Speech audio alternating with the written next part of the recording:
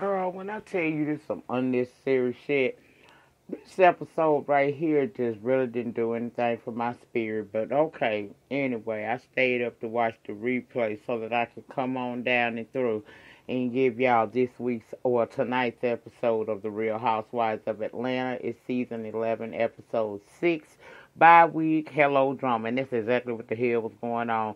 It wasn't a whole lot to this episode. I wish we can just see everything that happened that we saw in the mid-season trailer so we can move on, because girl, this was crazy. Anyway, we started off with Candy preparing for auditions for this burlesque style sex dungeon thingy, and Todd was there, Don Juan was there, and he has this special person.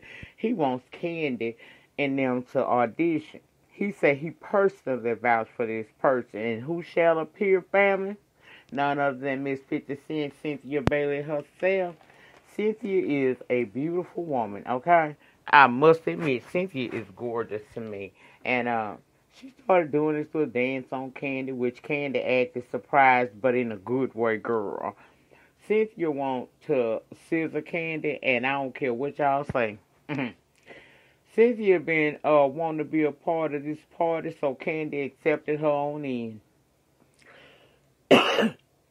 Oh, Lord, y'all, I don't know where that came from, but okay. Excuse me. Anyway, Eva and the wedding planner meeting up. Now, Mama say she $50,000 over her budget. Plus, she and hubby is moving finally to Atlanta, so that's a cost too.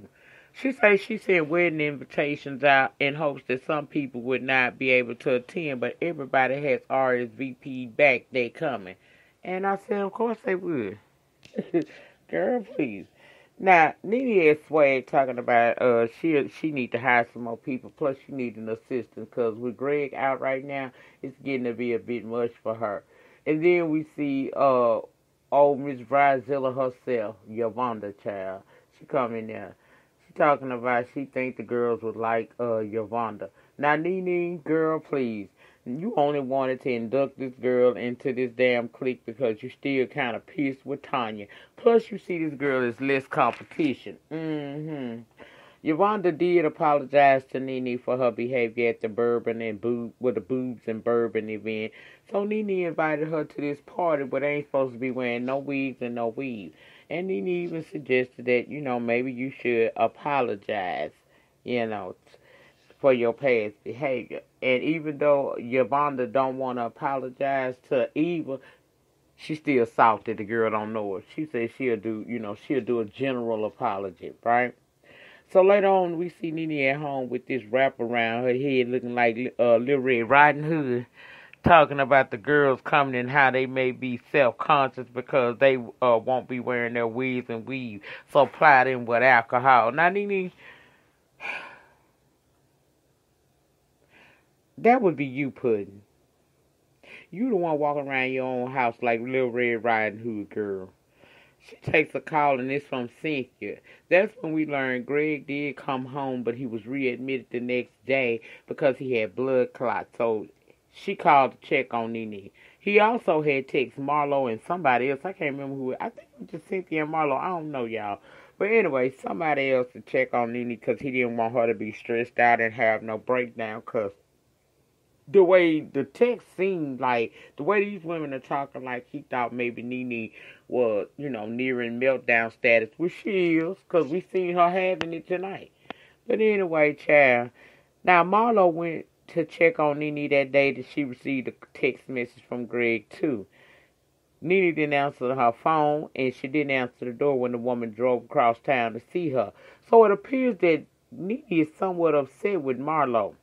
Now, the guests begin to arrive, and we're going to get that on out the way by how they look, child. Candy came. Portia arrived late. She looked fine without her weave, as did Candy. We done seen them without their weaves before. Shamari had her in a little curly, little short style. Curly on one side, braiding on the other.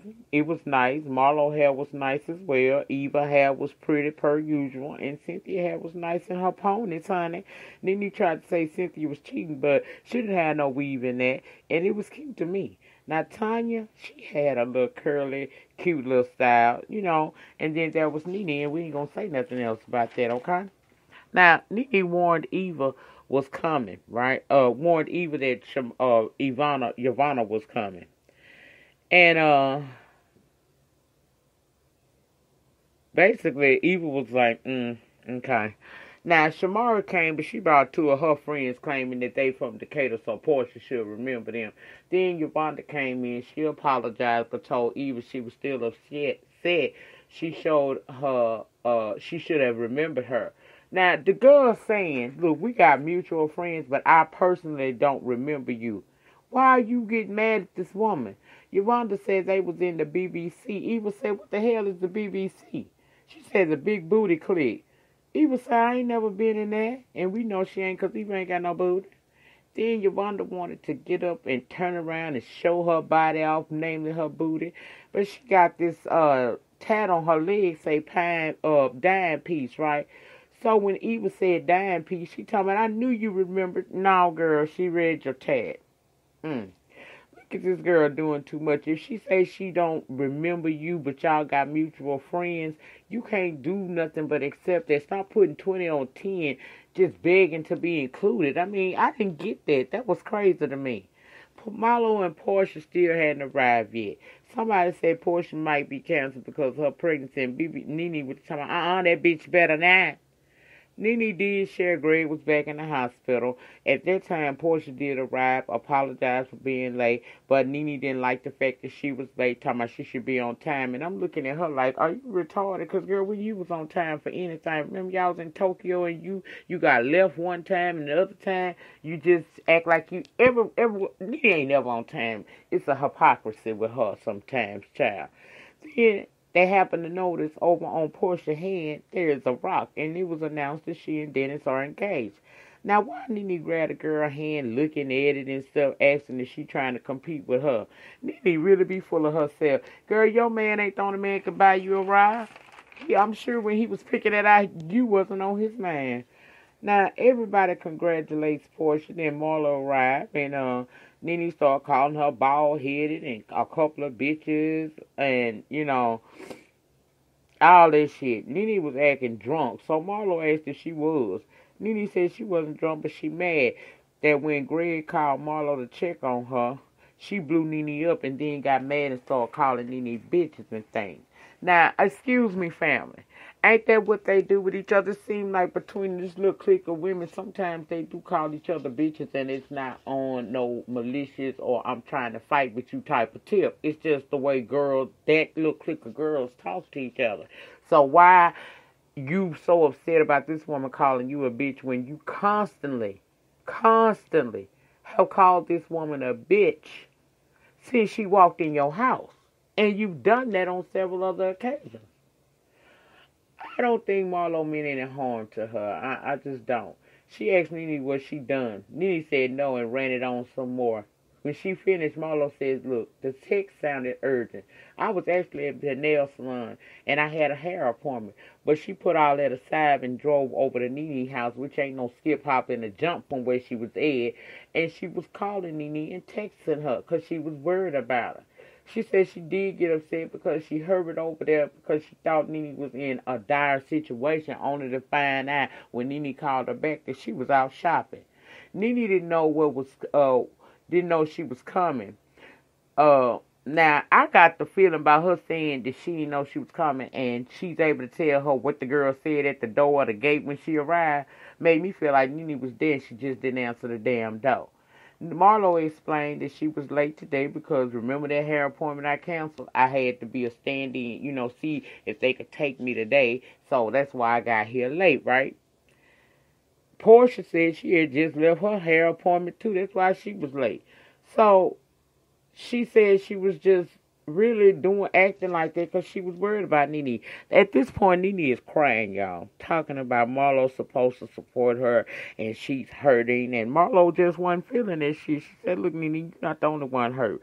Greg hurt, Brent is hurting too. We all hurting because we love Greg. Child, they went back and forth a minute and Nene crying and shit. I was just aggravated. She just breaking down mad at Marlo when all she did was try to be there for her. By this time, Brenton came out there. He trying to console his mommy and shit. Nene, in my opinion, was doing the most. Now, I understand you upset about Greg and whatnots, and it's a lot of pressure having a husband dealing with cancer in the hospital back and forth. But, girl, if you can't handle the strain, maybe you need to take a break back from this show because, girl, you did way too much. You did so much. Marlo was saying she was finna get up and leave, but they convinced her to stay.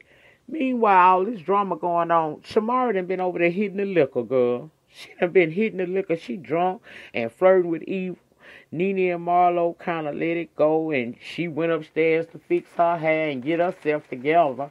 Shamara drunk. They all having a good time downstairs, dancing and whatnot. Then they went. I think Marlo went up there to check on Nene, so it's calm now. Shamara was a bit feely, touchy towards Eva and Tanya, if you ask me, but okay.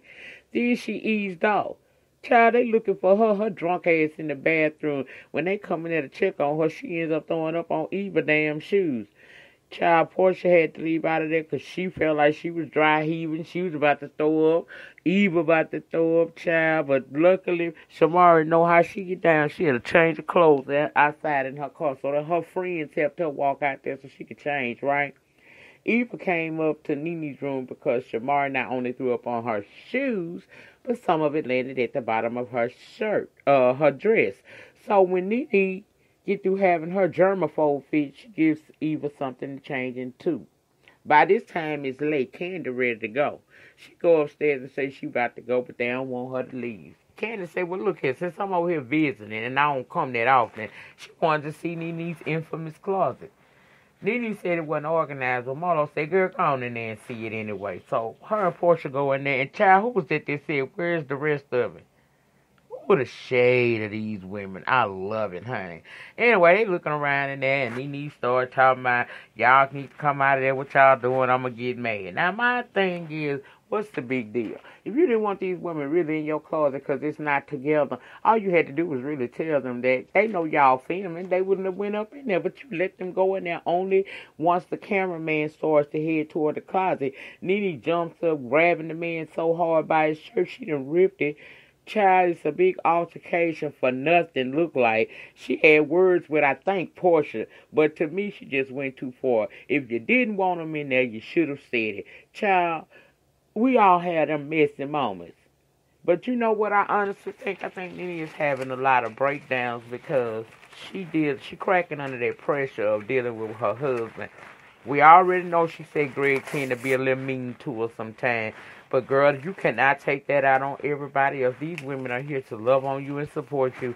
And you really did too damn much. That was it. That was all. Next week, we'll find out the rest of what's actually going on. Why Nene acting all erratic and who all she really going to get into it. Girl, y'all get down below and let me know what y'all thought about tonight's episode of The Real Housewives of Atlanta. I can truly see that this show is starting to get on my damn nerves. This might be it for me. But anyway, y'all, I'll see y'all tomorrow. Peace.